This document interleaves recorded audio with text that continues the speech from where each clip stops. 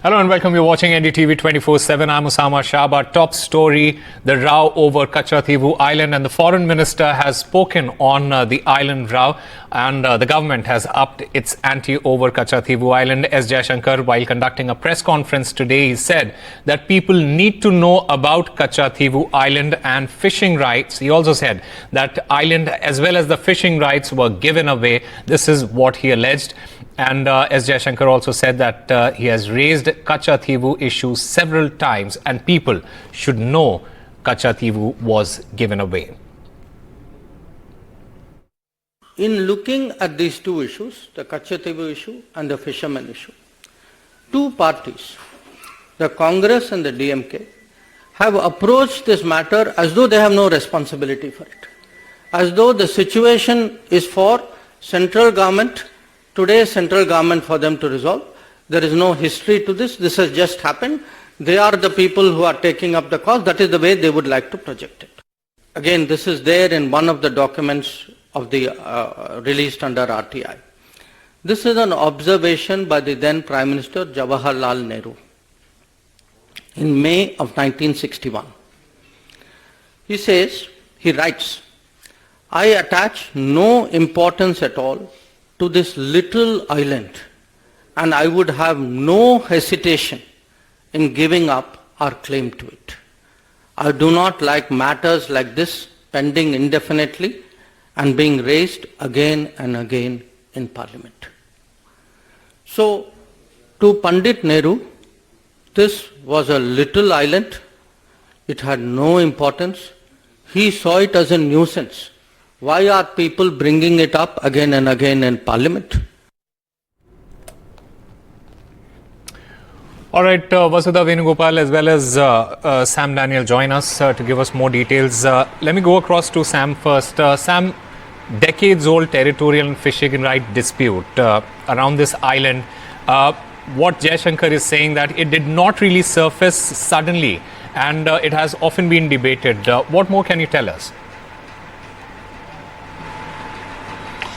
Certainly, External Affairs Minister Jaishankar or Prime Minister Modi or the BJP in the whole is using this as a strong election point in the run-up to Tamil Nadu elections, which will be in the first phase of polls, Osama.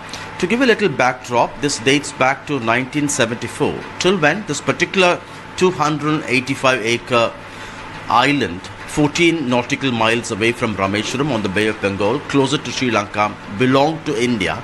And in 1974, after an agreement with the Sri Lankan government, this was ceded to them. And at that time, the agreement paved way for Indian fishermen to use the area around the island for fishing, to use the patch of land to dry their nets, and also to undertake pilgrimage to the Catholic shrine on that particular piece of land. But 2 years later, another agreement demarcated the maritime boundary lines between India and Sri Lanka, after which it became necessary only with permission Indian fishermen can use those waters for fishing, otherwise it's prohibited. In that sense, the rights enjoyed by Indian fishermen to use those waters there for fishing ceased. And this has become a huge political issue, not just now but also over the last few decades, with the opposition, the AIADMK, pointing fingers at the DMK, because at that time the DMK government was in power under late Mr. Karunanidhi, and in Delhi it was Ms. Indira Gandhi, the Prime Minister.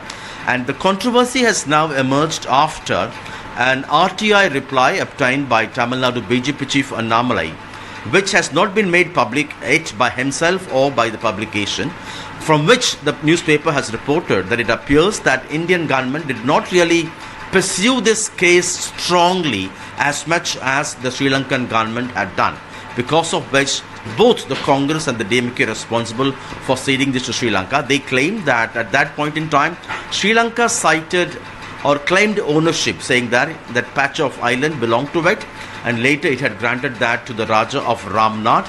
And it also saw, but the Indian government cites the customs from India had used that piece of land to collect customs, but the Indian government had failed to produce any documentary evidence, particularly pointing fingers at the Madras presidency then, to prove that this land belonged to the Raja of Ramnath. And ultimately, since the DMK did not object, according to the BJP, the External Affairs Minister, this land ultimately became part of Sri Lanka.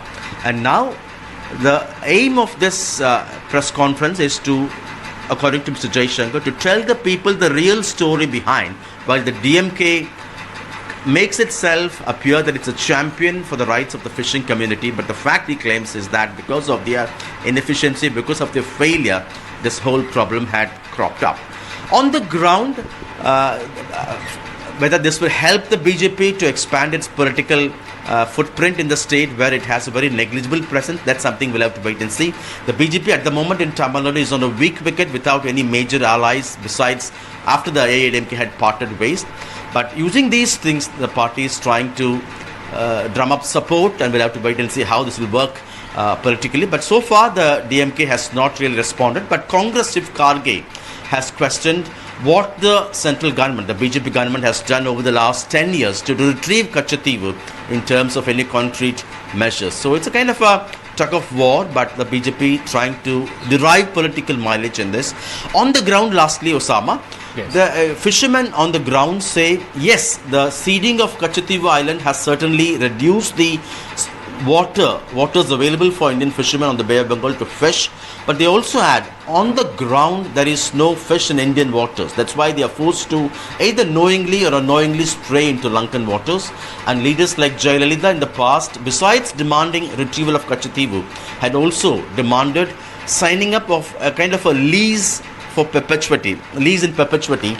So Indian fishermen will have permanent rights to fish in Lankan waters, continuing the historical or traditional rights they enjoyed with